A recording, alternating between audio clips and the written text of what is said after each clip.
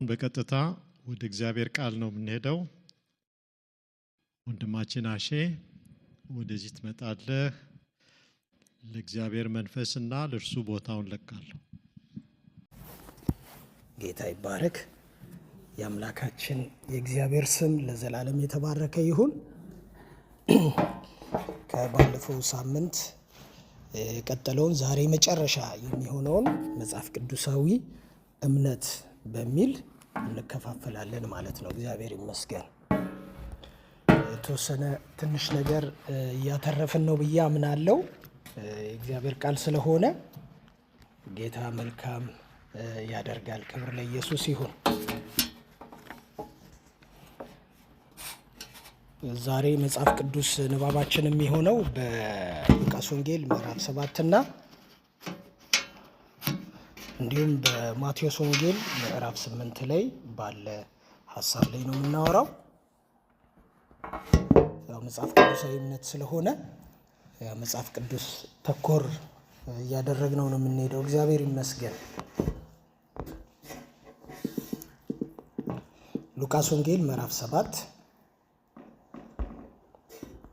ከቁጥር 1 እስከ 10 ያለውን እናነብና ከዛ ወደ ማቴዎስ ወንጌል እንመለሳለን።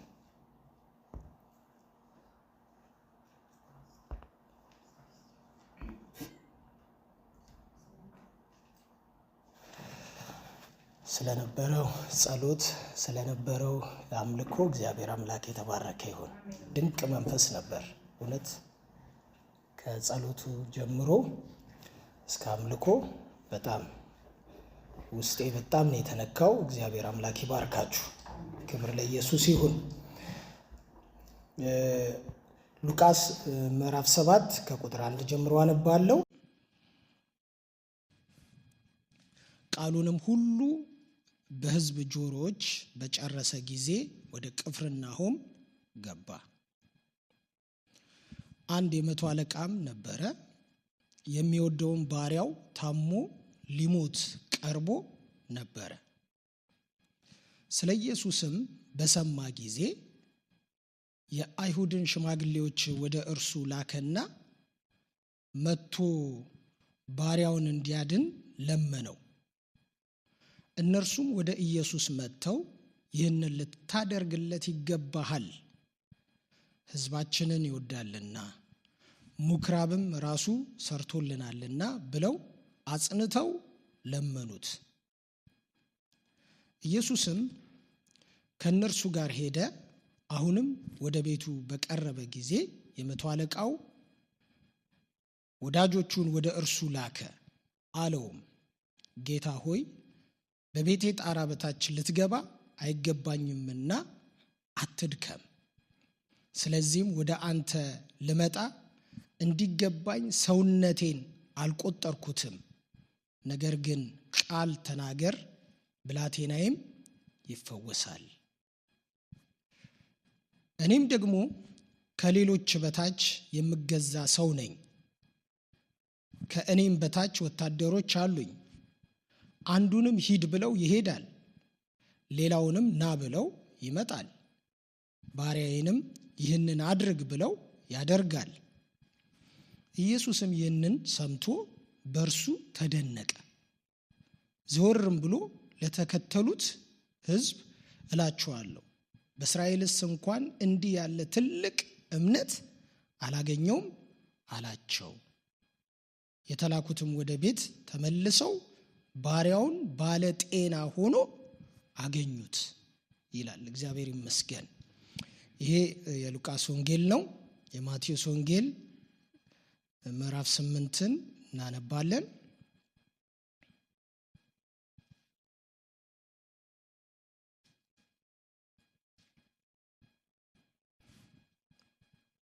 ምዕራፍ 8 ከቁጥር 5 ጀምሮ ስለ አንድ ሰው ነው የሚያነሱት። እንደዚህ ይላል። ወደ ቅፍርናሆም በገባ ጊዜ የመቶ አለቃ ወደ እርሱ ቀርቦ ጌታ ሆይ ብላቴናዬ ሽባ ሆኖ እጅግ እየተሰቃየ በቤት ተኝቷል ብሎ ለመነው። ኢየሱስም እኔ መጥቼ እፈውሰዋለሁ አለው። የመቶ አለቃው መልሶ ጌታ ሆይ በቤቴ ጣራ ከታች ልትገባ አይገባኝም፣ ነገር ግን ቃል ብቻ ተናገር ብላቴናዬም ይፈወሳል። እኔ ደግሞ ለሌሎች ተገዢ ነኝና ከኔም በታች ጭፍራ አለኝ። አንዱንም ሂድ ብለው ይሄዳል፣ ሌላውንም ና ብለው ይመጣል፣ ባሪያዬንም ይህንን አድርግ ብለው ያደርጋል አለው።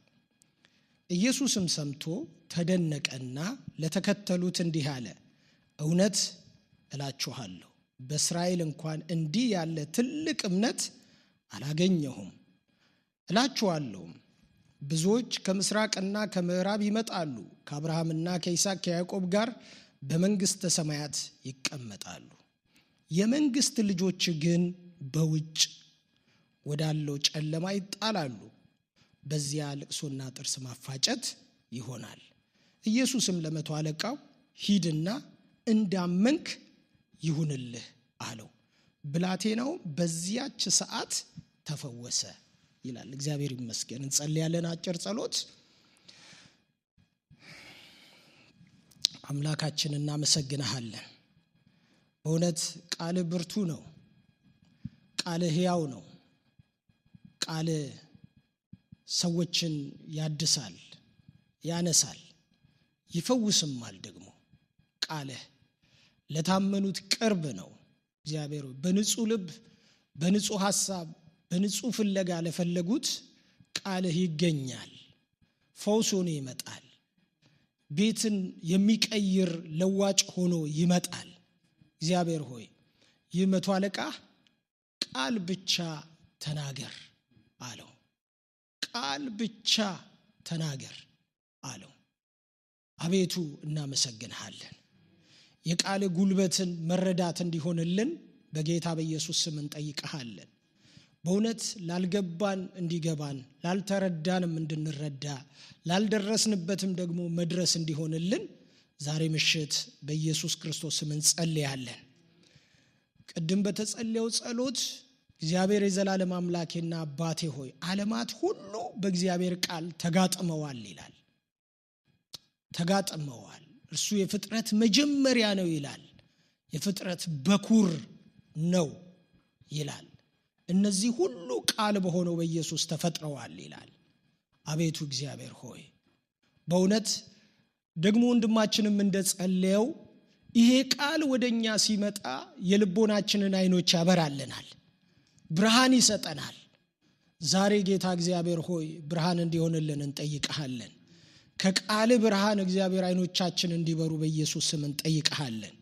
እግዚአብሔር ሆይ መንፈሳዊ ነገር ብርሃን ያስፈልገዋል፣ እናምናለን። ይህንን በብሉይ ኪዳን በአጋር ሕይወት አይተነዋል። ምንጩ አጠገቧ ሆኖ አላየችውም እግዚአብሔር እስኪናገራት ድረስ። እግዚአብሔር ግን ቃሉን ሲሰድ ምንጩም አንድ ላይ ተገለጠ። አምላኬ እግዚአብሔር ሆይ ዛሬ ቃልህ ይምጣ፣ ምንጩ በጌታ በኢየሱስ ክርስቶስ ስም ይገለጥልን። አቤቱ እናከብርሃለን። ስለ ሁሉ ተመስገን በጌታ በኢየሱስ ክርስቶስ ስም አሜን። እግዚአብሔር ይመስገን። ዛሬ እንግዲህ ጌታ ኢየሱስ ታላቅ እምነት ያለውን የዚህ የመቶ አለቃውን ሕይወት ታሪክ እናነሳና በዚህ ውስጥ እምነት ማለት ደግሞ በመቶ አለቃው ሕይወት ውስጥ መጽሐፍ ቅዱስ የነገረንን ነገር ተነጋግረን እንጨርሳለን ማለት ነው። እግዚአብሔር ይመስገን።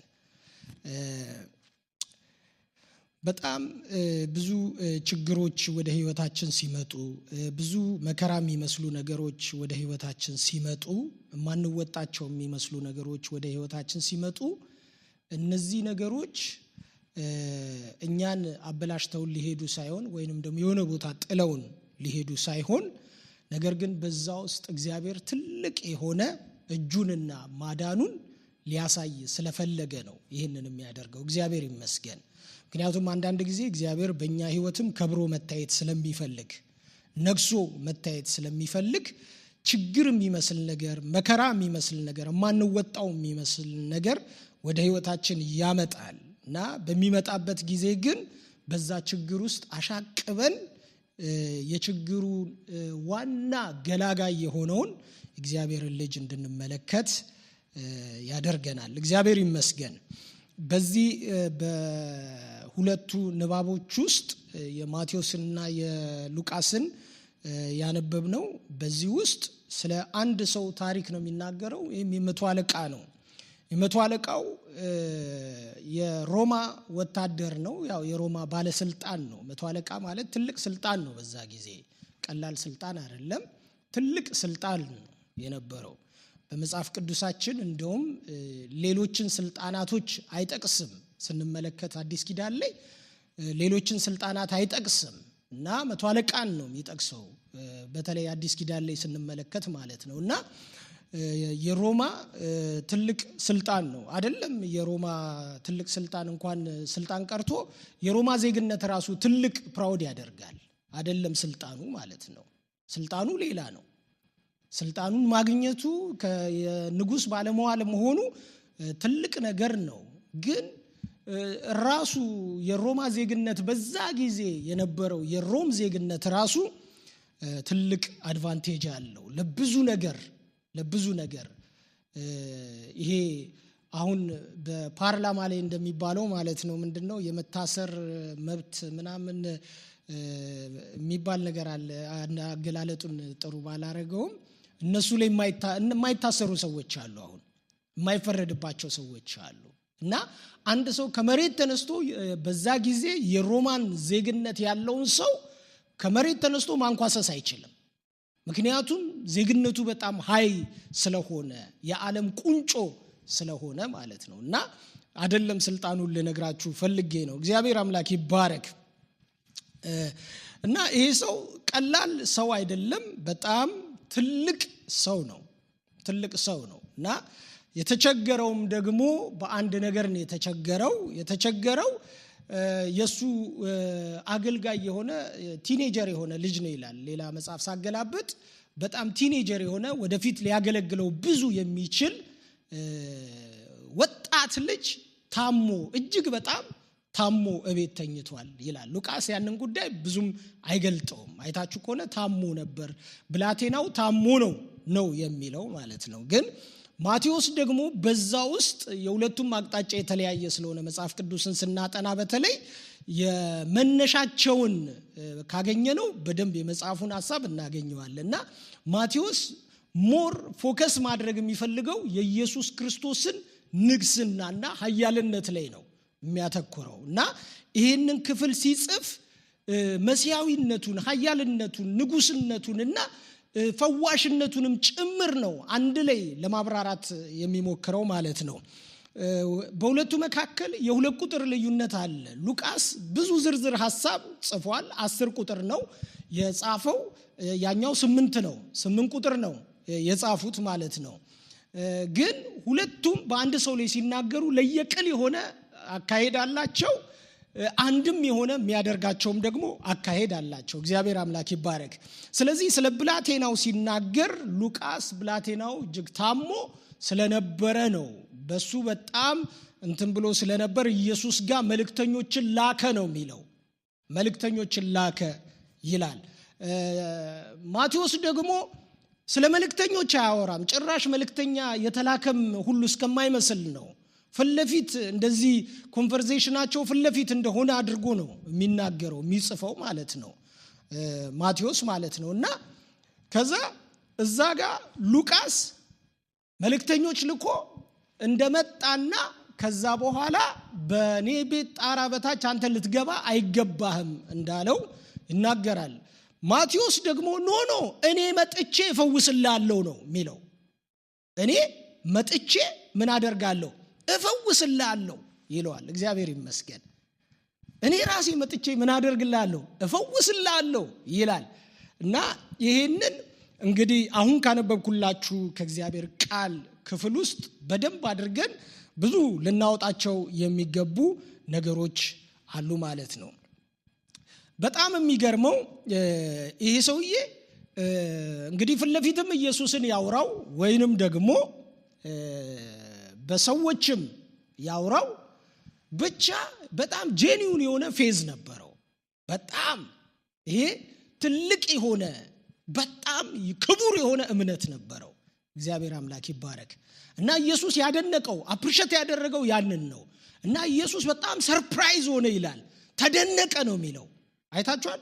በዚህ በመቶ አለቃው እምነት ተደነቀ ይላል እና በእስራኤል ሁሉ ብሎ ጠቅላላ ኦል ኔሽኑን ጠቅሶ በእስራኤል እንደዚህ ያለ እምነት ምን አላልኩም ይላል፣ አላገኘውም ይላል፣ አላየውም ይላል።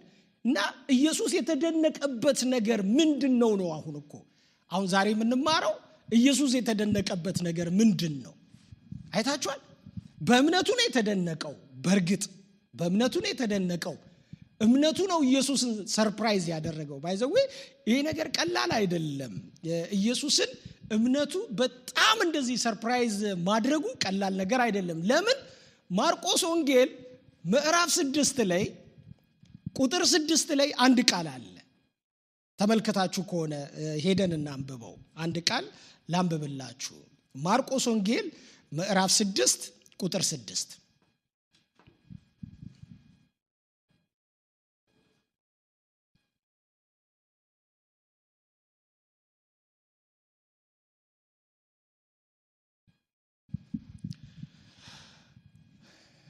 ከቁጥር 4 ጀምሮ ላንብብላችሁ። እንደዚህ ይላል። ኢየሱስም ነቢይ ከገዛ አገሩና ከገዛ ዘመዶቹ ከገዛ ቤቱም በቀር ሳይከበር አይቀርም አላቸው።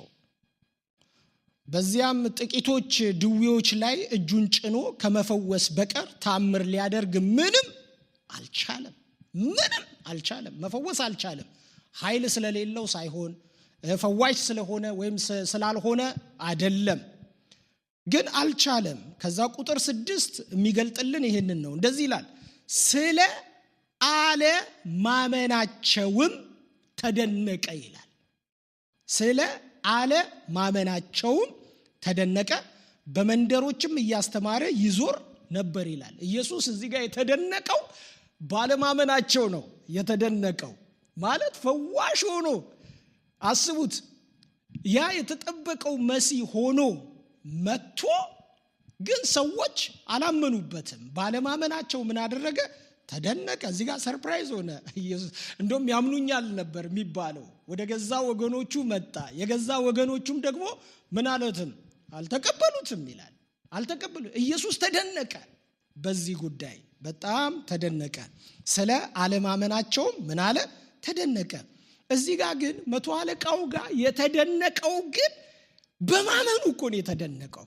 መቶ አለቃው ጋር የተደነቀው አንደኛ ይሄ ባለፈው ሳምንትም ያቺ ከናናይቷን ሴት እንዳየነው እስራኤላዊ አይደለም። ይሄ እስራኤላዊ እኮ አይደለም እና የተስፋው ቃል ዘር የሚባልም ሰው አይደለም እና አንድ የሮማ ባለስልጣን፣ አንድ የሮማ መቶ አለቃ ነው ይሄ ሰው።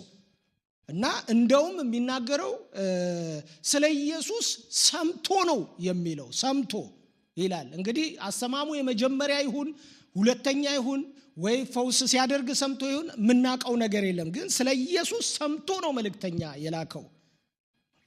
ግን በዚህ ሰውዬ እምነት ተደነቀ ኢየሱስ ይላል። እና ዛሬ በጥቂቱ ይህንን በጣም ጄኒውን የሆነውን ፌዝ የሰውየውን ኢየሱስን ያስደነቀውን እምነት ነው ለመማር እንትን የምንለው ማለት ነው። እግዚአብሔር አምላክ የተባረከ ይሁን። ይሄ ሰውዬ በመጀመሪያ በአንደኛ ደረጃ አንደኛ ብለን ብንጽፋውን ለምሳሌ በአንደኛ ደረጃ ኢየሱስን ያስገረመው ነገር ምንድነው ካላችሁ ይሄ ሰውዬ ምንም የጎደለበት የለም፣ ምንም ደግሞ ያነሰው ነገር የለም። ምንም የጎደለበት የለም፣ ምንም ያነሰው ነገር የለም። እና ስልጣን ያለው ሰው ነው። ሁለተኛ ስልጣን ብቻ አይደለም ያለው ይሄ ሰውዬ፣ ስልጣን ብቻ ሳይሆን ስልጣን ምን እንደሆነ የገባውና የሚያከብር ሰው ነው። ስልጣን ምን እንደሆነ የገባው እንዲሁም ስልጣንን የሚያከብር ሰው ነው ይሄ ሰውዬ። ይኸውላችሁ ስልጣን የሚለውን ሐሳብ እንግዲህ መፍታት ይኖርብናል። ስልጣን የሚለው ሐሳብ በመንግስት ዘንድ ያለ ስልጣን አንድ እንዳለ ሆኖ ሳለ እንዲሁም በቤተሰቡ ስልጣን አለ። ታውቃላችሁ እግዚአብሔር የሆነ ሃይራርኪ ያለው እኮ በቤት ውስጥ ማለት ነው። የኛ እንግዲህ መጽሐፍ ቅዱስ የሚናገረው እንደዛ ነው፣ አንዳንድ ዘመን ካልመጣ በስተቀር ማለት ነው። እና በቀደመውም በብሉይ ኪዳንም የቤት ካህን የሚባለው ባል ነው ይላል። ካህኑ እሱ ነው ይባላል። የብሉይ ኪዳን መጽሐፍ እንደዛ ነው። ክህነቱ የተሰጠው ለባል ነው ይባላል። እና ለምሳሌ በቤት ውስጥ ስልጣን ማለት ደቁሶ አስረ ፈተ ገርፈ ምናምን የሚባለውን አይደለም። እና አትሊስት እግዚአብሔር ኃላፊነትን መጥቶ ሲጠይቅ የሚጠይቀው ሰው የቤቱን ባለቤት ያንን ነው የሚጠይቀው። እግዚአብሔር ያን ይጠይቃል። ይሄ እንግዲህ የምንስማማበት ነገር ነው ብዬ አምናለሁ። ወደ ሆነ ቦታም ብንሄድ መስሪያ ቤትም ብንሄድ የሆነ መስሪያ ቤት ቦታም ብንሄድ መስሪያ ቤቱ የሆነ ነገር ሆነ ሲባል መጀመሪያ ተጠያቂም ኃላፊነትና ሪስፖንሲቢሊቲ ያለው አንድ ባለስልጣን አለ አይደል እንዴ? ስለዚህ አካውንታቢሊቲ ያለው ሪስፖንሲቢሊቲ ያለው ተጠያቂነት አለው ኃላፊነት አለው። ስለዚህ ያ ሰው አለ። ይሄ ሰውዬ እዚህ ጋር በጣም የገረመኝ ነገርን ነው የምነግራችሁ። ስለዚህ ነገር ላወራላችሁ ፈልጌ አይደለም፣ ግን ስለ ሰውየው ነው። እና ሰውየው ባለስልጣን ነው። ከቃሉ እንደምንረዳው ምንድን ነው የሚለው? ና ብለው ይመጣል አለ። አይታችኋል? ሂድ ብለውስ ምን ያደርጋል አለ? ይሄዳል አለ። ይሄዳል አለ። ስለዚህ አሁን የኔ እድሜ ማተር አያረግም። ከፈለገ 70 ዓመት ይሙላው፣ 90 ዓመት ይሙላው፣ 23 ዓመት ይሙላው፣ 13 ዓመት ይሙላው፣ ሰውየው ጉዳዩ እድሜ ጋር አይደለም ያለው። አውቶሪቲ ያለው ወይ ነው ትልቁ ነገር ይሄንን ነው። ስለዚህ ሰውየው ሲመለከተው ኢየሱስን ልክ ሲያየው አውቶሪቲ ያለው፣ እነሱ ያልተረዱት ግን ስልጣን አለው። አያችሁ? እሱ አይቶታል ይሄን ሰውዬ እና ስልጣን እንዳለው ተረዳ። ስልጣን እንዳለው፣ ስለዚህ የስልጣንን ጥቅም ደግሞ እሱ በራሱ ያቀዋል፣ በራሱ መንገድ ያቀዋል። ስለዚህ ስልጣን ና ስትለው ይመጣል፣ ሂድ ስትለው ይሄዳል። ይሄንን ነው የሚያውቀው መቶ አለቃው። እንደው ይሄንን እኛም ብናውቀው ጥሩ ነበረ። እውነት ለማውራት ለስራ እንዴት እንደሚያሳልጥ እንደ ስራ ቦታችሁ ብዙ ስራ የራሳችሁ ስራ ያላችሁ ሰዎች አንዳንድ ሰዎች ታውቃላችሁ፣ ይሄን አድርግ ስትለው ለጥ ቀጥ ብሎ ያደርጋል። ካላደረገስ ስራችሁ ላይ መስተጓጎል ነው፣ የእናንተም ስራ ይበላሻል፣ የብዙ ነገር እንትን ይባላል አይታችሁ ከሆነ። ስለዚህ ይሄ ሰውዬ ኢየሱስን ልክ ሲያየው ስልጣን እንዳለው ተመለከተ። ስልጣን እንዳለው ተመለከተ፣ አየ። ስለዚህ እኔም ባለስልጣን ነኝ፣ ና ስለው ይሄዳል፣ ሂድ ስለው ይሄዳል። ስለዚህ ሰውዬ ባለስልጣን ነው። ስለዚህ ባለስልጣን ስለሆነ ቃል ቢናገር ቤቴ ላይ የሆነ ነገር ይፈጠራል አለ። ክብር ለኢየሱስ ይሁን። አሜን፣ ሃሌሉያ። ወዳጆቼ ይሄንን መረዳት በጣም በጣም ትልቅ ነገር ነው። እውነቴን ነው የምላችሁ። ይሄንን መረዳት የብዙዎቻችን የአንዳንድ ነገሮች ችግር ያሉት የቱ ጋር እንደሆነ ታውቃላችሁ? ይሄ ስፒሪቹዋል ሃይራርኪ ራሱ የሚባል ነገር አለ። ለምሳሌ በመናፍስቱ ዓለም ስትሄዱ መናፍስት ሁሉ መናፍስት አይደለም። ይሄ ኦርቶዶክስም ያውቃል፣ ጴንጤውም ያውቃል፣ ሁሉም ያውቃል። ኖ መጽሐፍ ቅዱስ ገልጦ በስርዓት ያስቀመጠው ነገር ምንድነው? አለቅነት ይላል፣ ኃይላት ይላል፣ ስልጣናት፣ ጌትነት ይልና ከዛ በኋላ እርኩሳን መናፍስቶች ብሎ ጭፍራውን እንደዚህ ከላይ አንስቶ እስከ ታች ይደረድራል። ያ ማለት ምንድነው? አንዱ በአንዱ እየታዘዘ ነው የሚሰራው መንፈሳዊ ዓለም ማለት ነው። ይሄ በክፉም ዓለም ስራቸው ተሳልጦላቸው እየሰሩ ያሉት አለቃውን ካልመታችሁ አለ ኢየሱስ አይደለ? ዝም ብሎ ጭፍራውን ብትቀጠቅጠው ዋጋ የለውም። ዋና ትእዛዝ አሰማሪ አለ፣ ኮማንድ ፖስት አለ፣ እዛው ነው የሚያዛለ። ስለዚህ እሱን ነው መምታት ያለባችሁ። ስልጣን ካላችሁ አለቃውን ምቱት እያለ ነው። ኢየሱስ ጌታ ነው። ሃሌሉያ። ስለዚህ ይሄ ስልጣን በጣም መታወቅ አለበት። ሰውየው ኢየሱስን ሲያየው ትልቅ የፈውስ ስልጣን፣ የሚናገረው ነገር ጠብ እንደማይል፣ የሚናገረው ነገር ሄዶ ስክት እንደሚል ገብቶታል። እሱ በቃ ገባው። አንዳንድ ጊዜ ቅድም እንደተጸለየው ጸሎት ነው፣ የልብ መብራት ነው ወዳጆቼ።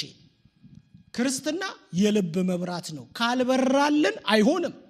ስለዚህ 40 ዓመት ቤት እዚህ ተቀምጬ አንድ ልጅ መጥቶ ዛሬ ጌታን የሚቀበል ሰው ማለት ነው። ዛሬ ጌታን የሚቀበል ሰው እግዚአብሔር ድንገት ውስጡን ሊያበራው ይችላል። ስለዚህ እኔ 40 ዓመት ያላየሁትን ነገር እሱ መጥቶ ያየዋል። በቃ አለቀ። ይሄ ነው እግዚአብሔር ደስ የሚለው ነገር። ቅደም ተከተል የለውም። አንተ ከፊት አንተ ከኋላ እንትና መጥቷል ምናን የለም። እግዚአብሔር ደስ ካለው 11ኛው ሰዓት ላይ ይመጣና ደሞዝ እኩል ይሰጣል። አለቀ። በቃ ሉዓላዊነቱ ይከበር። የእግዚአብሔር ሉዓላዊነት መከበር ያለበት በዚህ ነው። እግዚአብሔር ይመስገን። ስለዚህ ይሄ ሰውዬ ልክ ኢየሱስን ሲያየው እንደ ባለስልጣን ቆጠረው፣ ቃሉንም ደግሞ አከበረ። አንተ በእኔ ቤት ጣራ በታች ልትገባ አይገባም፣ ቃል ብቻ ምን በላለው ተናገር አለው። ኢየሱስ ጌታ ነው። አሜን። ይሄ ትልቅ ነገር ነው። ሌላው በቃል ራሱ ማመን እኮ በቃል ራሱ ማመን፣ ቃል ብቻ ተናገር፣ በቃል ራሱ ማመኑ ራሱ ትልቅ ነው። ቃሉን ራሱ ማመኑ ራሱ ቀላል ነገር አይደለም እንዴ። ተመልከቱ፣ በእድሜ እንኳን ቢተያዩ ይሄ 33 ዓመት ያልሞላው ሰው ነው ገና ማለት ነው። ያ ደግሞ ብዙ እድሜ ሄዷል። ያንን ማዕረግ ለማግኘት ብዙ ሄዶም ሊሆን ይችላል፣ አሊያም እኩያው ሊሆን ይችላል። ግን እንደ ሰውየው አባባል በጣም ተለቅ ያለ ሰው ነው። ምክንያቱም ባሪያ ያለው ነው። ባሪያው ቲኔጀር ነው ወይ የባሪያ ውላጅም ሊሆን ይችላል ቤት ውስጥ ያለው፣ የባሪያ ልጅም ሊሆን ይችላል ቤት ውስጥ ያለው። ስለዚህ ግን ጥሩ ጠንከር ያለ ሰው ነው። ቀላል ሰው አይደለም። እና ግን ምንድነው የቃልን ጉልበት ያውቃል። እግዚአብሔር ይመስገን። ስለዚህ በቃል የሚያምን ሰው ነበር። ይሄ አንደኛ ስልጣን አለው። ስልጣንን በአግባብ ስልጣን እንዳለው ተረድቶ ያ ስልጣን ደግሞ ኢየሱስ ጋር እንዳለ ገብቶታል። ስለዚህ ከሌላው የተለየ ነገር ያመጣው መቶ አለቃው ምንድነው ሲባል ኖ አንተ እዚህ መምጣት አይገባህም፣ አንተ እኮ እዛ ሆነ ብትናገር እኔ ቤት ሰላም ይመጣል ነው። በቃ ኢየሱስ ጌታ ነው። በቃ አንተ እኔ ጋር መምጣት አይገባህም። ለምን? ቃል ፓወርፉል ነው። ቅድም እኮ ታችን ያነበበችው ቃል ቀላል እኮ አይደለም አይደለ? ከጨለማው ዓለም አዳነን፣ ከዛ በኋላ ወደ ምንድነው ወደ ፍቅሩ ልጅ መንግስት ምን አደረገን? ከተተን ይልና እያለ እየቀጠለ ሲመጣ ዓለማት ሁሉ በእርሱ ምን በዚህ ቃል በሆነው ምን ተጋጥመዋል ይላል። ኢየሱስ ጌታ ነው። ሃሌሉያ ወዳጆቼ፣ እግዚአብሔር ነገራችንን ከሰራው በዚህ ነው የሚሰራው። ስለዚህ ይሄን እንደ አንደኛ አድርገን እንያዘው። በጣም ውስጤ ባይዘው በጣም ኢነርጂቲክ ሆኛለሁ፣ ግን እንዳልጮህባችሁ ብዬ ነው ራሴን ለመግታት እየሞከርኩ እንትን እያልኩ ያለሁት። እግዚአብሔር ይመስገን። ሁለተኛ በጣም የሚገርመው ነገር ከዚህ ሰው ኢየሱስ በጣም የተደነቀበት ነገር፣ አንደኛ ኢየሱስን ማንም አያከብረውም። ቅድም እንዳልኳችሁ እሱ አከበረው፣ ባለስልጣን እንደሆነ ተረዳ። እነዛ ግን አልተረዱም። አንዳንዶቹ እንደውም ጭራሽ አለማመናቸው ነው ያስደነቀው ብያቸዋለሁ። ሁለተኛ በጣም የሚገርመው ይሄ ሰውዬ ምን አይነት ሰው ነው ብለን ስናስብ ገላትያ ምዕራፍ 5 ላይ ያነሳነው አንድ እምነት ነበረ። ያ እምነት ምን አይነት እምነት ነው?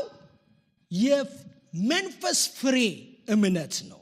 ያ እምነት የመንፈስ ፍሬ እምነት፣ ያ የመንፈስ ፍሬ እምነት ከመንፈስ ቅዱስ ወይም ከኑሮ የሚመጣ ነው ያ እምነት ማለት ነው። እና ይሄ ሰውዬ ስንመለከተው ሶስት ነገሮች በዚህ ክፍል ውስጥ ተካተዋል። የፍቅር ሰው ነበር። የፍቅር ሰው ነው። ይሄንን የምንልበት ምክንያት ለምንድን ነው? ይሄንን የምንልበት ምክንያት አንደኛ ኢየሱስ ጋር መልእክተኛ የላከውና ኢየሱስ ክርስቶስ ጋር ሰዎችን የላከበት ትልቁ መንገድ ለራሱ ታሞ አይደለም። ለማን ነው የላከው? ለብላቴናው ነው የላከው አይደለ? ብላቴናዬ በቃ አሁን ቤት ቀርቷል፣ ብዙ ተስፋ ያለው ሰው ነው፣ ቤት ቀርቷል ብሎ ግድ ብሎት የላከው ሰው ስለሚወድ ነው። ባይዘው ኮንሰርን ያደርገዋል። ለሰው ለአንድ ሰው ኮንሰርን ያደርገዋል። ክርስትና ባይዘው ኮንሰርን ካላደረገን ችግር አለ፣ የሆነ ህመም አለ፣ መንፈሳዊ ነገራችን ላይ ብልሽት አለ ማለት ነው። ፍቅር ግድ የማይለን ከሆነ ለምሳሌ የሆነ ቦታ ላይ በቃ እኛ ነገሮች ሰምሮልን፣ ነገር ተስተካክሎልን፣ ነገር አልቆልን፣ ነገር ተፈጽሞልን፣ ሁሉ ነገር ሞልቶልን ከዛ በኋላ በፏፏቴ ውስጥ እንድንኖር እንፈልጋለን። ኖ ክርስትና እንደዛ አይደለም። ክርስትና የሰው ህይወት ግድ የሚላቸውን ሰዎች እግዚአብሔር እነሱን ያከብራል። እግዚአብሔር ይመስገን። ይሄ ሰውዬ ልጁ ብላቴናው ባሪያው ነው። እንግዲህ ባሪያ ደግሞ ምን ተፈወሰ፣ ዳነ በባሪያ አቆጣጠር። እንደውም ጌታው ሲሞት አብሮ ህያው የሆነ ባሪያ አብሮ ይቀበር ነበር ይላሉ። ሌላ ጊዜ ህያው የሆነ ባሪያ አብረው የሚቀብሩ ሁሉ ነበሩ በቀደመው ዘመን። ስለዚህ በጌታ ከሞተ ታዲያ ለማን ባሪያ ትሆናለህ? ከዚህ በኋላ ጆሮውን የበሳው እሱ፣ ስለዚህ ጀርባ ላይ የጻፈው እሱ ነው። ከዚህ በኋላ በጌታ ሞቷልና አንተም አብረህ ሙት ብለው ከነ ህይወቱም የቀበሩ ሰዎች ነበሩ። ይሄ ሰውዬ ግን እንደዛ አይደለም። ክብር ለኢየሱስ ይሁን። ይሄ ሰውዬ የፍቅር ሰው ነው። ብላቴናውን የሚወደው ነበር ይላል ቃሉ ሲናገር። የሚወደው ብላቴና ታሟል ነው የሚለው ቃሉ ሲናገር። የሚወደው ብላቴና፣ ሉቃስ እንደዛ ነው የሚናገረው። የሚወደው ብላቴና ታሟል ነው። ምን ያህል ይወደዋል ይህን ሰውዬ? ይህን ልጅ፣ ይህን ብላቴና ምን ያህል ይወደዋል? ተመልከቱ። ደግሞ ብላቴናውን ብቻ አይደለም የሚናገረው ቃሉ ሲናገር። በደንብ አስተውላችሁ ከሆነ ብላቴናውን ብቻ ሳይሆን ሽማግሌዎቹ መጥተው ኢየሱስ ጋር ልክ ሲያብራሩ ምንድን ያሉት? ህዝባችንንም ደግሞ ምን ያደርጋል አሉ? ይወዳል አሉ። ህዝባችንን ምን ያደርጋል? ይወዳል። ህዝብ የሚወድ ነበረ፣ ብላቴና የሚወድ ነበረ። እግዚአብሔር ይመስገን። አይገርምም? ደግሞ እሱ ብቻ አይደለም ወዳጆቼ፣ ልጨምርላችሁ። ህዝባችንን ብቻ ይወዳል ብቻ ብሎ ቢያበቃ ነገሩ ምድራዊ ይሆን ነበረ። ነገሩ ምድራዊ ይሆን ነበረ። ግን ኖ አይደለም፣ ምድራዊ አላደረገውም። እና ሲባል አይ እግዚአብሔርንም ይወዳል ይሄ ሰውዬ። እግዚአብሔርንም ይወዳል፣ እግዚአብሔርን ይወዳል። እግዚአብሔርን መውደዱን በሶስተኛው ነግራችኋለሁ። እግዚአብሔር ይመስገን። እግዚአብሔርን ይወዳል ይህ ሰውዬ። ባሪያውን ይወዳል፣ ህዝቡን ይወዳል። ከዛስ ማንን ይወዳል? እግዚአብሔርን ይወዳል። ስለዚህ ባሪያውን ልትፈውስለት ይገባሃል። እግዚአብሔር ይመስገን። ጌታ በጣም ያስደንቀው በዛ ጊዜ ሰው ፍቅር ባጣበት ጊዜ ግደለው፣ ስቀለው፣ አውርደው፣ አፍርጠው ሊባል በተዘጋጀበት በዛ ጊዜ ላይ ይሄ ሰውዬ ስለ አንድ ህፃን ልጅ ግድ ይለው ነበረ፣ ስለ ህዝቡ ግድ ይለው ነበረ። አንዳንድ ጊዜ እግዚአብሔር ስልጣን የሚሰጣቸው ሰዎች ትክክለኛ ለሆኑ ሰዎች ነው ስልጣን የሚሰጠው። እና አንዳንድ ሰው እጅ ላይ ስልጣን እንኳን አልገባ፣ ቢገባ ኖር በጋዝ ያቃጠለን ነበረ። አያችሁ፣ በጋዝ ያቃጠለን ነበረ። እና ስልጣን የሚገባው ትክክለኛውን ቦታ ነው። ባይዘው እግዚአብሔር እኛውን የምንቃወመው ሰው ራሱ እግዚአብሔር ሲሾመው ማለት ነው። ሲሾመው የስልጣን ሁሉ ምንጭ እግዚአብሔር ጋር ነው ያለው፣ የትም አይደለም። አንዳንዴ አሁን እኔ በአክቲቪቲ ወንድሜ በአክቲቪቲ ወይ በሆነ ነገር ምናምን ዞር ብሎ የዛች ቦታ ላይ ተቀመጠ ነው አይደለም የሚመስለን ወዳጆቼ። አይደለም፣ ስልጣን ሁሉ ከእግዚአብሔር ነው የሚመጣው። ይሄን ማወቅ አለብን። ኢየሱስ ጌታ ነው። ይሄ ሰውዬ ልክ እንደዛ ነበረ። እና ኢየሱስን ያስገረመው ነገር ቢኖር ምንድነው? ፍቅሩ በጣም ኃይለኛ ነው። እንዴት ለልጁ ግድ ይለዋል? ለልጁ ቢሆን ችግር የለውም። ለባሪያው ግድ አለው። በቃ ለባሪያው ግድ አለ። እሱ ብቻ አይደለም፣ ህዝቡንም ይወድ ነበረ። በሶስተኛ ደረጃ እግዚአብሔርን የሚወድበትን ነገር ማለት ጌታ ኢየሱስ በጣም ሰርፕራይዝ ከሆነበት ነገር አንደኛው ምንድነው? በሶስተኛ ደረጃ የምነግራችሁ ይሄ ሰውዬ ሙክራብ ገንዘቡን አውጥቶ ሙክራብ የሰራ ሰው ነበር ይላል። ቅድም ያልኳችሁ ይሄንን ነው። እግዚአብሔርን ይወዳል ያልንበት ሌላኛው መንገድ ምንድነው ካልን እግዚአብሔርንማ መውደዱን ለህዝቡ ብቻ ሳይሆን እግዚአብሔርን ለማስደሰት ለማያምነው እምነት ሙክራብ ይሰራል። ለማያምነው እምነት ይሄ ሮማዊ ነው፣ ግን ለአይሁዳውያኖች መጥቶ ሙክራብ ይሰራል ይሄ ሰውዬ። አትሊስት ጌታ እግዚአብሔር ሲመለከት ቂሮስ ከባቢሎን ምድር ወጥተው ኢየሩሳሌም መቅደሱን እንዲሰሩ እንጨት እንዳዘጋጀ፣ ለህዝቡ ጥሩ የሆነ የመቅደስ ሥራ እንዲሰሩ እንዳዘጋጀ፣ ልክ እንደዛው ደግሞ ሄሮድስ ደግሞ የፈራረሰውን 500 ዓመት የሞላውን ያንን የዘሩባቤልን ቤተ መቅደስ እንዳደሰ፣ እንዳቃና፣ ጥሩ አድርጎ እንዳደሰው፣ ልክ እንደዛ ሁሉ ይሄ ሰውዬ በኢየሱስ አይን የሚታየው እንደ ቂሮስና ልክ እንደ ሄሮድስ ነው እግዚአብሔር የሚያየው። እነዛ ትላልቅ ነገር ሰሩ፣ ቤተ መቅደስ አደሱ። 45 ዓመት የፈጀበት ቤተ መቅደስ አለ ለእድሳት። አንደኛው ደግሞ በቃ ምንም ምድረ በዳ በነበረው ላይ ቤተ መቅደስ ሰራ። ይሄ ሰውዬ ቅፍርናሆም የሚባል ቦታ ላይ ሙክራብ ሰርቷል። ቅፍርናሆም የሚባል ቦታ ላይ፣ ቅፍርናሆም የመጽናናት ከተማ የሚባለው ቦታ ላይ ትክክለኛ የሆነ ሙክራብ መሰባሰቢያ፣ ያህዌን እንዲጠሩ፣ ያህዌን እንዲያመልኩ አይታቸዋል። በራሳቸው ጉዳይ እንዲነጋገሩ ሙክራብ ሰርቶላቸዋል። ስለዚህ ይሄ ሰውዬ በጣም የሚገርም ነው ወዳጆቼ። ኢየሱስ ያየበት ነገር እኔ ሐዋርያቱም እኔ የተረዱት አይመስለኝም። በጣም አስገራሚ ነገር ነው እምነቱ ሲላቸው እኔ የተረዱትም አይመስለኝም ሳስብ። ኢየሱስ ግን ተረድቶታል። ብላቴና ይወዳል፣ ሕዝብ ይወዳል፣ እግዚአብሔርን ይወዳል። እግዚአብሔርን መውደዱ በመስጠቱ አሳይቷል። እንግዲህ ምኩራብ የሚባለው ነገር ቀላል እንዳይመስላችሁ። የአንድ ክፍል ቤት ምናምን እኮ አይደለም። ምኩራቡን ዝም ብላችሁ የቅፍርናሆም ምኩራብ ብላችሁ ገብታችሁ እዩት። ፒላሩ አሁን ድረስ አለ። ትላልቅ ነው። እንደውም እንትና ፓስተር ሽፈራው ሰሞኑን ፖስቶት ነበር፣ አይታችሁት ከሆነ የቅፍርናሆም ምኩራብ ነው ብሎ ማለት ነው። ጌታ ኢየሱስ ያስተማረበት ሲል ነበረ። አይታችሁት ከሆነ ማለት ቀላል አይደለም ወዳጆቼ። እግዚአብሔርን የሚወድ ሕዝብ ሰው ነበር። ጌታ ይባረክ። እግዚአብሔርን መውደዱን የምታዩት በምን እንደሆነ ታውቃላችሁ? የአይሁድ ሽማግሌዎች ራሳቸው ዝም ብለው ከሰው ጋር አይወዳጁም። እነዚህ ሰናሃድሪያን ይባላሉ። ባይዘዌ ሰናሃድሪያን ማለት እነዚህ 70 የሚሆኑ የአይሁድ ሹማምንት ሽማግሌዎች ናቸው። እና አገር የምትመራው በእነሱ ነው። እንደገና ምኩራቡ የሚመራው በእነሱ ነው። መንፈሳዊ የሚባለው አንዳንድ ነገሩ እነሱ ናቸው ከበስተጀርባ ሆነው የሚመሩት ማለት ነው። ልክ እንደነ ኒቆዲሞስ ያለ ሰው ማለት ነው። እና የአይሁድ ሽማግሌዎች ናቸው። ግን ይሄ ሰውዬ ጠርቷቸው ሄዳችሁ ኢየሱስን እባካችሁ ለምኑልኝ እና ይሄ ብላቴና ይፈወስ ሲላቸው ሄዱ ኢየሱስ ጋር። አይገርምም? በጣም የሄደበት ነገር እነሱ አያምኑም እነሱ ተመልከቱ። ግን ስልጣኑ ምን አይነት ስልጣን እንደሆነ ተመልከቱት።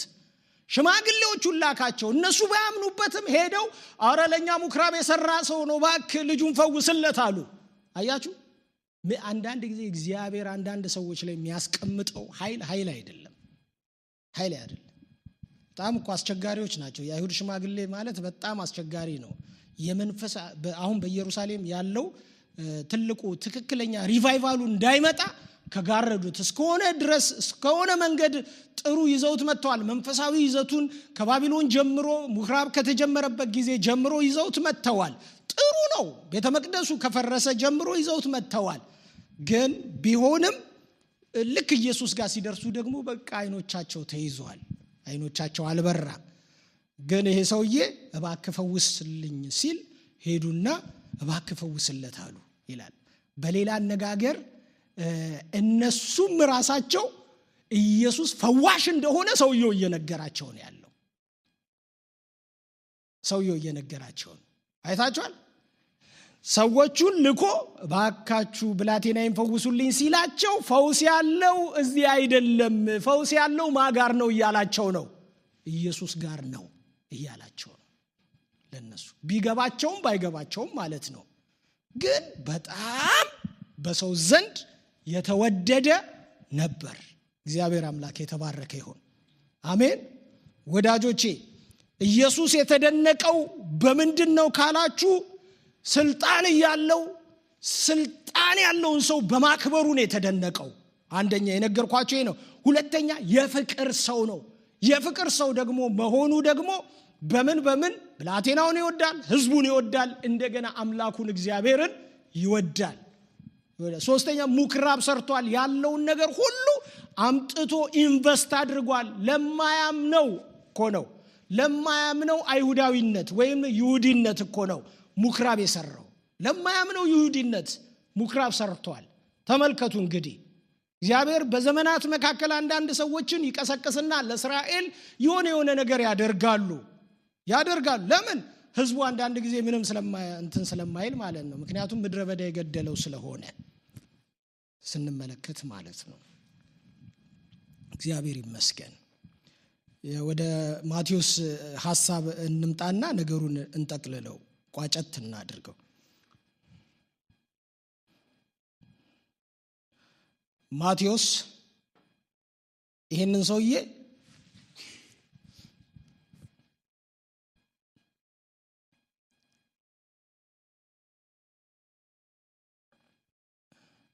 ማቴዎስ 8 ከ5 ጀምሮ ያነበብነው ማለት ነው። እና ማቴዎስ ይህንን ሰውዬ ሲናገር ማለት ነው። ሰውየው ሲናገር ሰውየውን 2 ጊዜ ጌታ ጌታ ያስብለዋል። ሰውየውን ሉቃስ 1 ነው ጌታ የሚያስብለው። ሉቃስ 1 ጊዜ ነው ጌታ የሚያስብለው ተመልከታችሁ ከሆነ። ማቴዎስ ግን 2 ጊዜ ነው ጌታ ጌታ የሚያስብለው ማለት ነው ሰውየውን። ቆይ ላንብብላችሁ።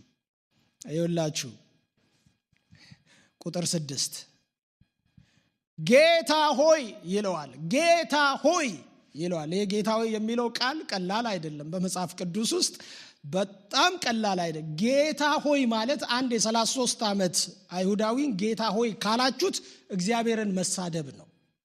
መሳደብ ነው። መሳደብ ነው።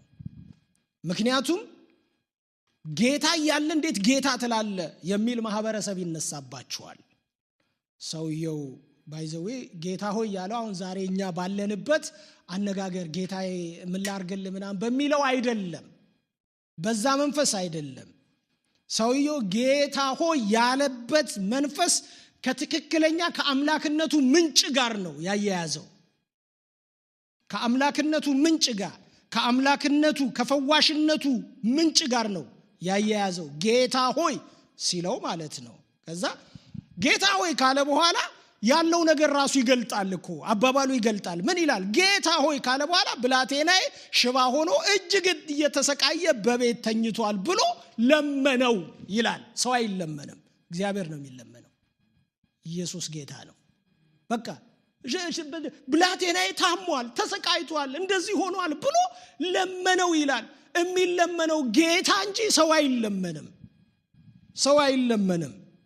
ማቴዎስ ይሄንን የሚናገረው ከአምላክነቱ ምንጭ ከፈዋሽነቱ ምንጭ ከሁሉን ቻይነቱ ምንጭ ጋር አያይዞ ነው። ሰውየውን ትንሽ ያደርገዋል፣ ለማኝ ያደርገዋል። ማቴዎስ ዝቅ ያደርገዋል፣ ጌታን ከፍ ያደርጋል። ማቴዎስ እዚህ ጋር ሲናገር ጌታን ከፍ ያደርጋል። ጌታ ሰጪ፣ ሰውየው ተቀባይ ይሆናል። እዚህ ቦታ ላይ ወዳጆቼ ጌታ የበላይ፣ ሰውየው ትንሽ ይሆናል።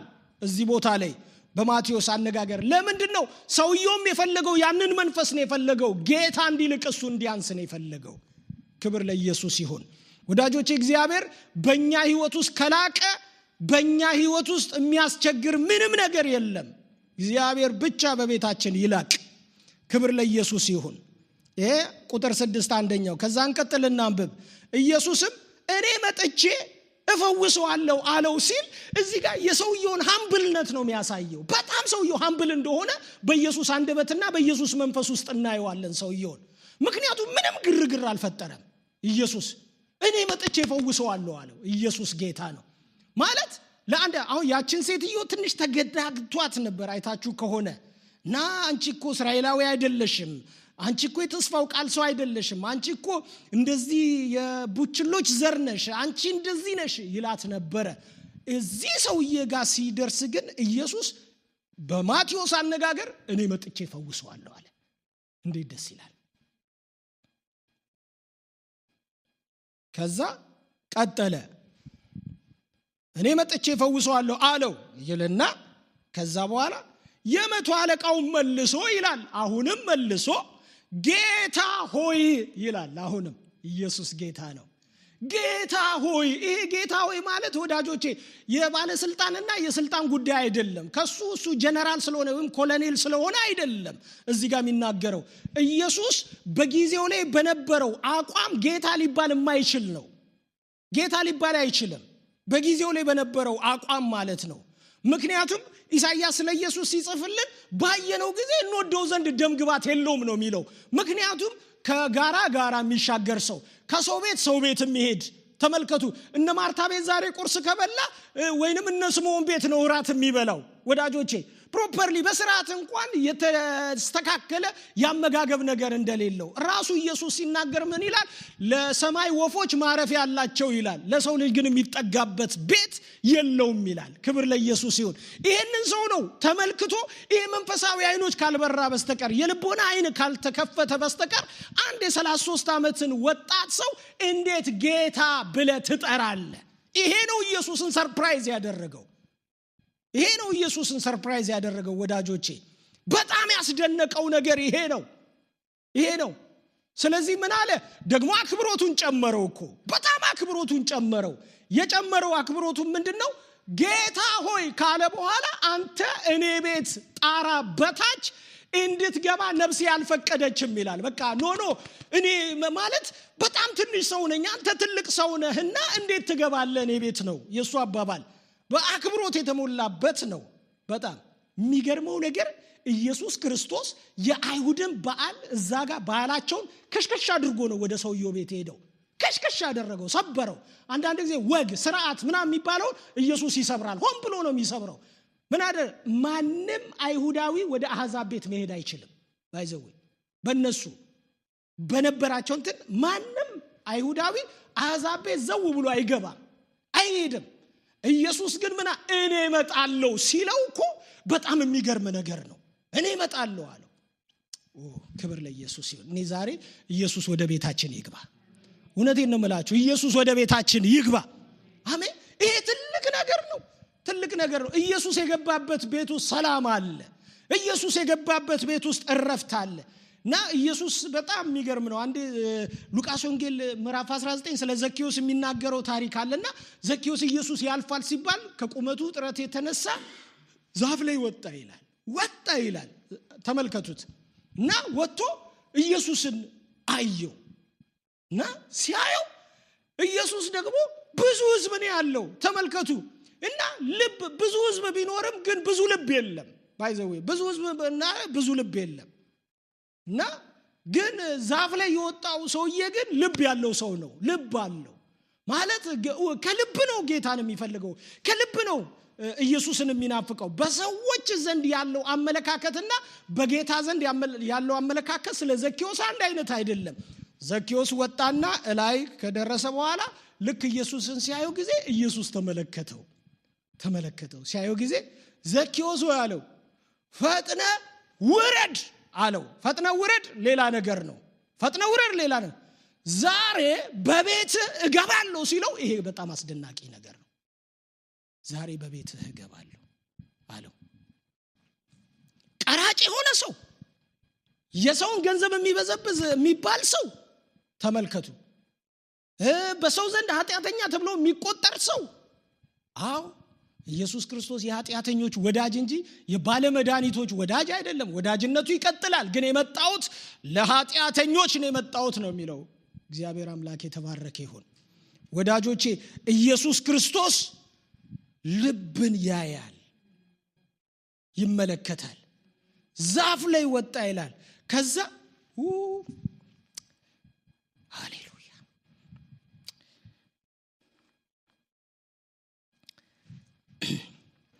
ይህ ሰውዬ ያለኝን ሁሉ አውጥቼ እንደው በደል ካለብኝ ለድሆች አካፍላለሁ አለ። እና ለካ ዘኬዎስ ሲታይ ኃጢአት የለበትም፣ በደል የለበትም። ስራው ገንዘብ መለወጥ ነው። እየሰራ ያለበት ስራ ነው። ተቀጥሮ የሰራበት ስራ ነው። ግን ልቡ ግን ኢየሱስን ፈላጊ ነው።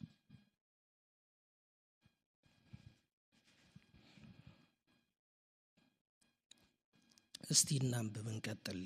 ለመጨረሻ እየጨረስኩ ነው።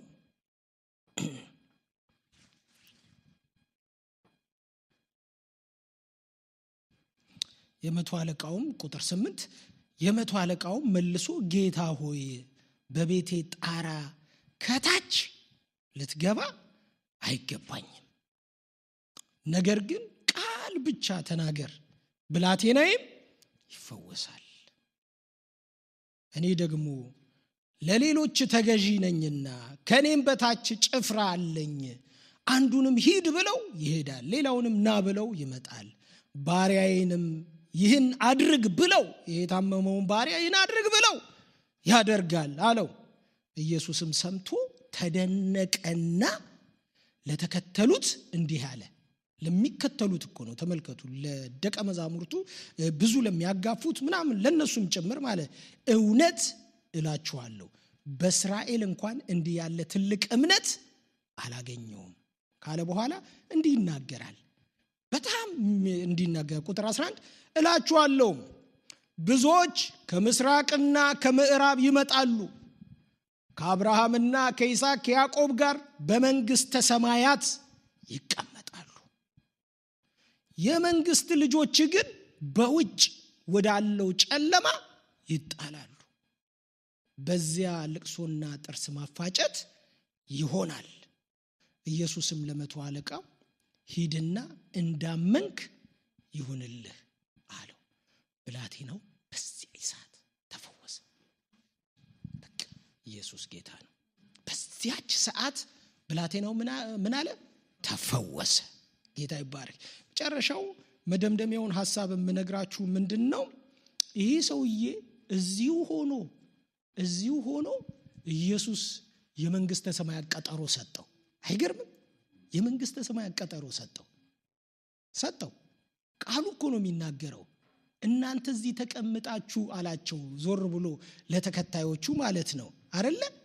እና እላችኋለሁ ብዙዎች ከምስራቅና ከምዕራብ ከተለያየ የዓለም ኮርነር ይመጣሉ ከአብርሃምና ከይስሐቅ ከያዕቆብ ጋር በመንግሥተ ሰማያት ይቀመጣሉ። ምኑ ነው የሚያስቀምጣቸው? እምነታቸው። ምኑ ነው የሚያስቀምጣቸው? ፍቅራቸው። ምኑ ነው የሚያስቀምጣቸው? ለእግዚአብሔር በጎ ነገር ማድረጋቸው። ምኑ ነው የሚያስቀምጣቸው? ትክክለኛ የሆነው መንፈሳዊ የሆነውን የክርስቶስን ስልጣን መረዳታቸው። ከዛ ይመጣሉ ከአብርሃምና ከይስሐቅ ከያዕቆብ ጋር በመንግሥተ ሰማያት ይቀመጣሉ። የመንግስት ልጆች ግን በውጭ ወዳለው ጨለማ ይጣላሉ።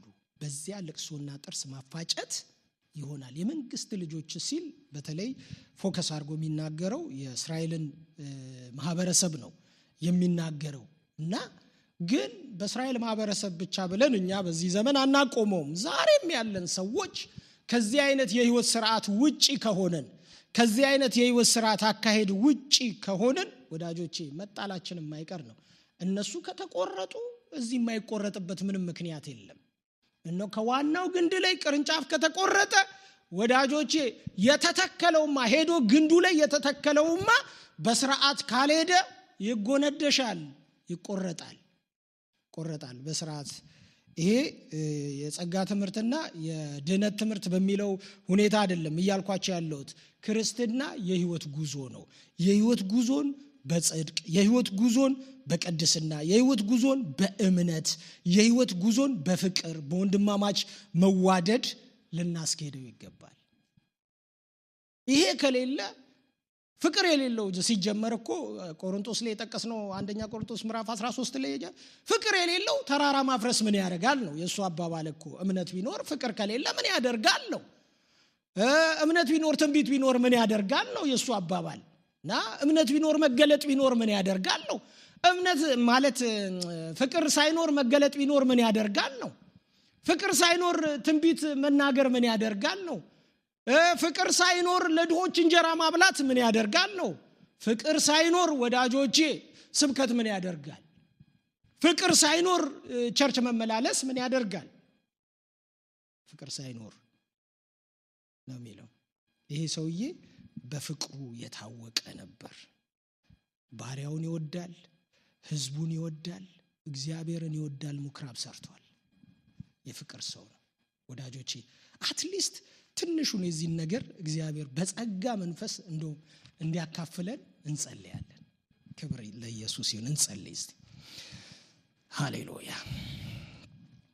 ሃሌሉያ ወዳጆቼ እግዚአብሔር የተናገረን ይመስለኛል። እንግዲህ እኔ ለራሴም ስለተናገረኝ ስለ ውስጤን ስለነካኝ የተናገረን ይመስለኛል። እና ቃል ብቻ ተናገር ብላቴና ይፈወሳል አለ። የኢየሱስን ባለስልጣንነት ያወጀ ማንነት ነበረው ይሄ ሰውዬ። ስለዚህ ቃል ብቻ ተናገር። ዛሬስ ቃል ብቻ ተናገር የምንለው ነገር አለ በሁኔታዎቻችን ላይ። ኢየሱስ እኮ ዛሬም አለ በዚህ ስፍራ። እኔ እስከ ዓለም ፍጻሜ ከናንተ ጋር ነኝ ያለው ጌታ አለ። በመንፈስ ከኛ ጋር አለ። በቅዱሳን ህይወት ውስጥ ከኛ ጋር አለ። እና ቃል ብቻ ተናገር የምንልበት ጉዳይ ይዘናል ዛሬ።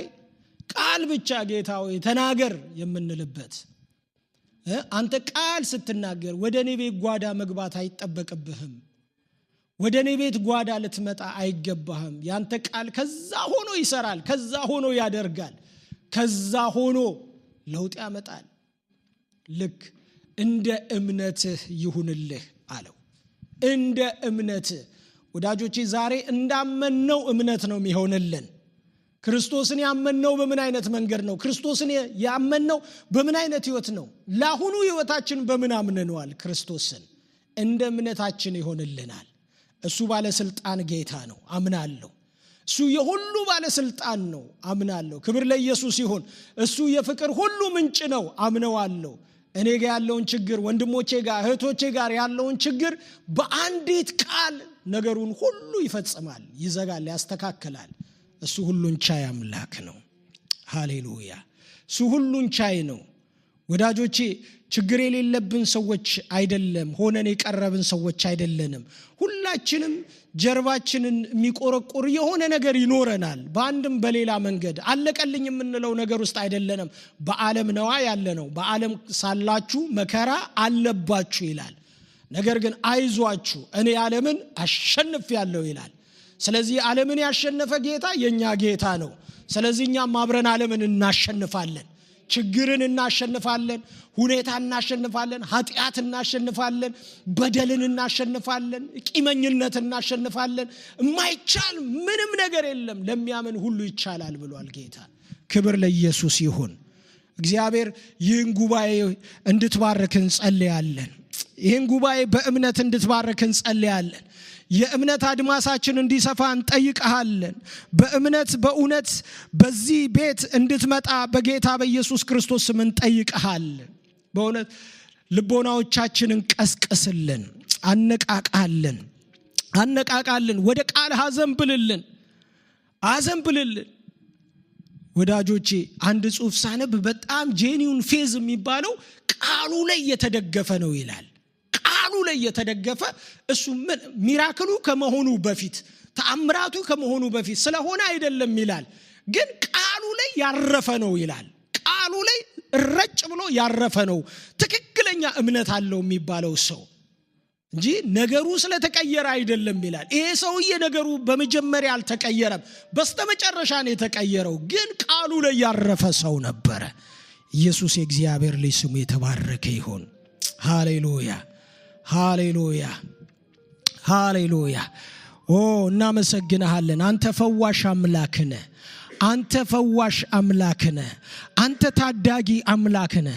ዛሬም እንኳን በዚህ ቤት ጌታ እግዚአብሔር ሆይ በእውነት ያንተን እጅ፣ ያንተን ናፍቆት፣ ያንተን ቃል የሚፈልግ ትውልድ አለ። በዚህ እግዚአብሔር ሆይ እኔ ብዙ ችግር አለብኝ። እግዚአብሔር ሆይ እህቶቼ ብዙ ችግር አለባቸው፣ ወንድሞቼ ብዙ ችግር አለብን።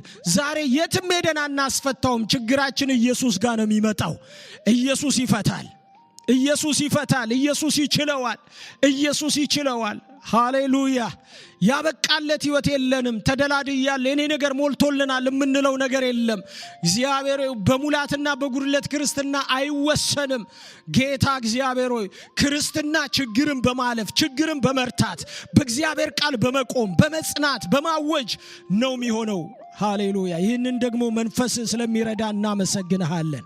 ይህን ስለሚሆን እናመሰግንሃለን። ሃሌሉያ! ሁለት ደቂቃ እስቲ ወዳጆቼ፣ እስቲ ከመንፈስ ቅዱስ ጋር በመንፈስ እንገናኛለን። ክብር ለጌታ ለኢየሱስ ይሁን። ሃሌሉያ! በእውነት ከልባችን ጌታን እንፈልግ። እስቲ አሁን በዚህ ሰዓት መጽሐፍ ሲናገር እግዚአብሔር ቀርቦ ሳለ ጥሩት ይላል፣ ፈልጉት ይላል። እግዚአብሔር የሚቀርበው በመንፈስ አማካኝነት ነው የሚቀርበው። ሃሌሉያ! ልክ ልባችንን የሆነ ነገር ሲሰማን እግዚአብሔር ቀርቧል። ስለዚህ በዛ ሰዓት ጥሩት ይላል ቃሉ ሲናገር።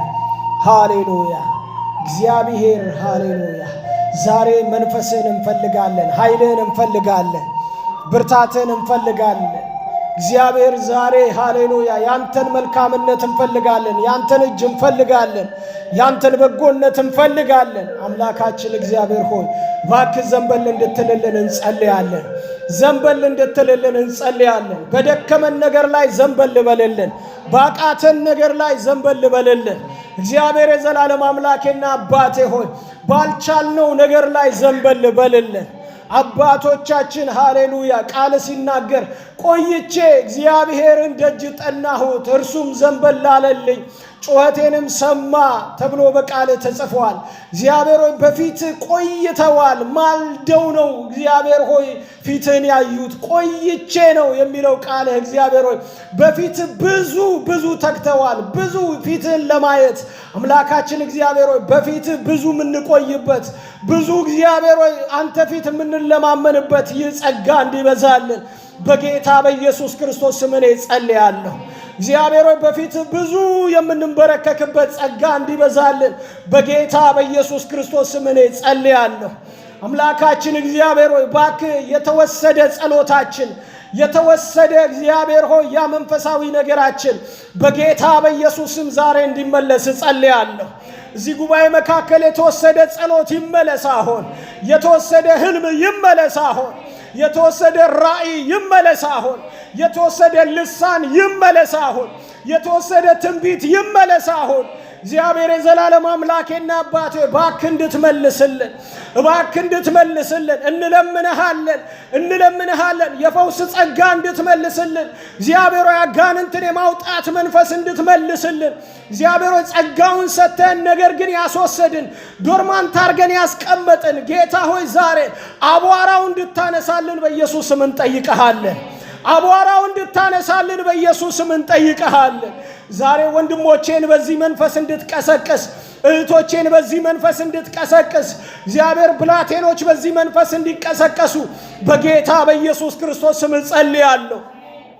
አቤቱ ቃል ሲናገር እስራኤል ብዙ ነገሯን ባጣች ጊዜ እስራኤል ብዙ ነገሯ በተወሰደ ጊዜ እስራኤል ብዙ ነገሯን ባፈሰሰች ጊዜ ነቢያቶቹ ተነሱ ዘማሪያኖቹ ተነሱ እግዚአብሔር የጽዮንን ምርኮ በመለሰ ጊዜ ደስ አለን። አቤቱ አንደበታችን ደስታ አፋችን ዝማሬ ተሞላ።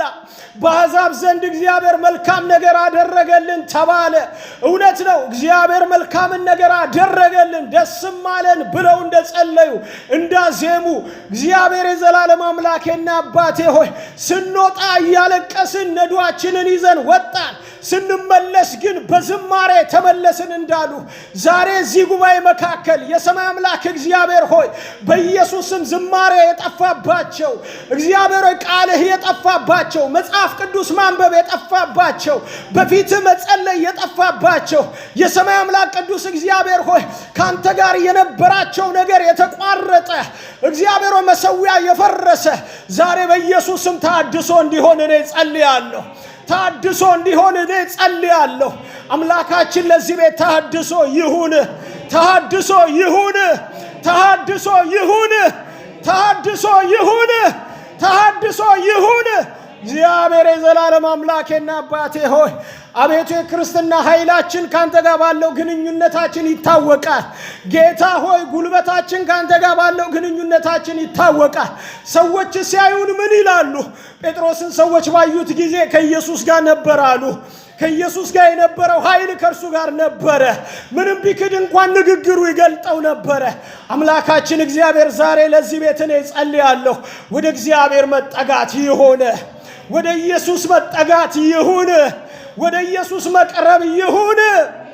አረ ወዳጆቼ ወደ ኢየሱስ መቅረብ ይሁን ወደ ኢየሱስ መቅረብ ይሁን ወደ ኢየሱስ መጠጋት ይሁን። ሴትዮዋ ሶስተኛ ልጇን ወለደች። በብዙ ሰው ተንቃለች በባሏ ተንቃለች። ነገር ግን እግዚአብሔር ተጠጋኛለች። ስለዚህ ስሙን ሌዊ ብላ ጠራቸው። ሌዊ እግዚአብሔር ወደ እግዚአብሔር የተጠጋ ነው። ሌዊ ወደ ቅዱስ ቅዱሳን የሚገባ ነው። እግዚአብሔር ተጠጋኝ እንዳለችው ልክ ነው። የተጠጋ ሰው ሰጣት። ሌዊ መጣ። ሌዊ ህዝቡንም ያስታርቅ ነው። ሌዊ ወደ ቅዱስ ቅዱሳን የሚገባ ነው። ሌዊ የኃጢአትን ስርየት የሚያቀርብ ነው። ዛሬ ወደ እግዚአብሔር መጠጋት እንዲሆን ለዚህ ጉባኤ እኔ በኢየሱስ ስም ጸልያለሁ። ወደ እግዚአብሔር መጠጋት ይሁን ወደ እግዚአብሔር መቅረብ ይሁን ወደ እግዚአብሔር መቅረብ ይሁን። እግዚአብሔር ሆይ እነ ይሳኮር ተወልደዋል መልካም ነው። እግዚአብሔር ሆይ እነ ሮቤል ተወልደዋል መልካም ነው። እግዚአብሔር የዘላለም አምላኬ ሆይ በትውልድ መካከል ግን ለየት ያሉ ሰዎች አሉ። እንደነ ሌዊ ያሉ፣ እንደነ ይሁዳ ያሉ፣ እንደነ ዮሴፍ ያሉ ሰዎች አሉ። እግዚአብሔር የዘላለም አምላኬና አባቴ ሆይ ትውልድ እንድታስነሳ በዚህ ሰዓት እኔ ጸልያለሁ። በሌዊ መንፈስ እንድታስነሳ፣ በክህነት መንፈስ እንድታስነሳ፣ በአገልግሎት መንፈስ እንድታስነሳ በጌታ በኢየሱስ ክርስቶስ ስም እኔ ጸልያለሁ። እግዚአብሔር ሆይ አንዳንዶቹን በአገዛዝ መንፈስ በይሁዳ መንፈስ እንድታስነሳ፣ በይሁዳ ባርኮት እንድትባርክ። ይሁዳ እጆቹ በጠላቶቹ ደንደስ ላይ ነው ይላል ቃል ሲናገር። ጠላቶቹ አያመልጡትም፣ ማጅራታቸውን ይይዛል። ምክንያቱም የኢየሱስ ተምሳሌት ነው። ከኢየሱስ የሚያመልጥ ምንም ነገር የለም። ዛሬ በዚህ ባርኮት ይህን ትውልድ እንድትባርክ እኔ ጸልያለሁ። በይሁዳ ባርኮት ትውልድን አስነሳ። በይሁዳ ባርኮት ትውልድን አስነሳ። እግዚአብሔር በዮሴፍ ባርኮት አስነሳ። ዮሴፍ ትንሹ የፍሬ ዛፍ ነው። ቀስተኞች በሱ ላይ ቀስታቸውን ገተሩ። የሱ ቀስት ግን በአባቱ በያዕቆብ አምላክ ጸናች ይላል፣ በረታ ይላል። የሚበረቱ በጠላቶቻቸው የማይደፈሩ፣ የጠላቶቻቸው ጡጫ የማያግዳቸው፣ ወደፊት የሚሄዱ፣ ጠላቴን አደረገኝ ብለው እግዚአብሔር ሆይ መንገድ የማይቀይሩ፣ ጠላቴንን ሰራኝ ብለው መንገድ የማይቀይሩ፣ ትላንትም ኢየሱስ ይላሉ፣ ዛሬም ኢየሱስ ይላሉ፣ ነገም ሲመጣ ኢየሱስ ይላሉ፣ ይቀጥላሉ ኢየሱስ ይላሉ። የኢየሱስን ስም በነገሮች የማይቀይሩ በዮሴፍ ባርኮት እግዚአብሔርን ትውልድ አስነሳ። የዮሴፍ በረከት ይምጣ በዚህ ቤት። እግዚአብሔር ትንሹ የፍሬ ዛፍ ይምጣ በዚህ ቤት። በገባበት ፍሬያማ የሚሆንበት፣ የነካ ሁሉ የሚባረክበት፣ እግዚአብሔር የነካ ሁሉ የሚሾምበት እግዚአብሔር በዮሴፍ ባርኮት አስነሳ። አቤቱ በዚህ እምነት አምነናል። ጌታ እግዚአብሔር ሆይ ተመስገን። እስቲ አሜን በሉ። እስቲ ክብር ለኢየሱስ ይሁን። እናከብርሃለን። በዚህ የሚያገለግሉትን ሁሉ ባርካቸው። በዚህ የሚያገለግሉትን በአንድም በሌላም ደፋ ቀና የሚሉትን የቤትን ሥራ ነው የሚሰሩት የእስራኤል አምላክ ቅዱስ እግዚአብሔር ሆይ በእውነት ባርኮት ዛሬ ከጸባዖት ይለቀቅላቸው። ከጸባዖት እግዚአብሔር ኃይል ይምጣላቸው። ከአርያም እግዚአብሔር ኃይል ይምጣላቸው። እግዚአብሔር ሆይ ከመንበር ከኪሩቤል ስር ያንተ ኃይል ይምጣላቸው። ጌታ ሆይ እናመሰግንሃለን። የሰማይ አምላክ ቅዱስ እግዚአብሔር ስለነበረን ጊዜ ሁሉ ተመስገን። በጌታ በኢየሱስ ክርስቶስ ስም አሜን። ተባረክ። ጌታ ይባርካችሁ።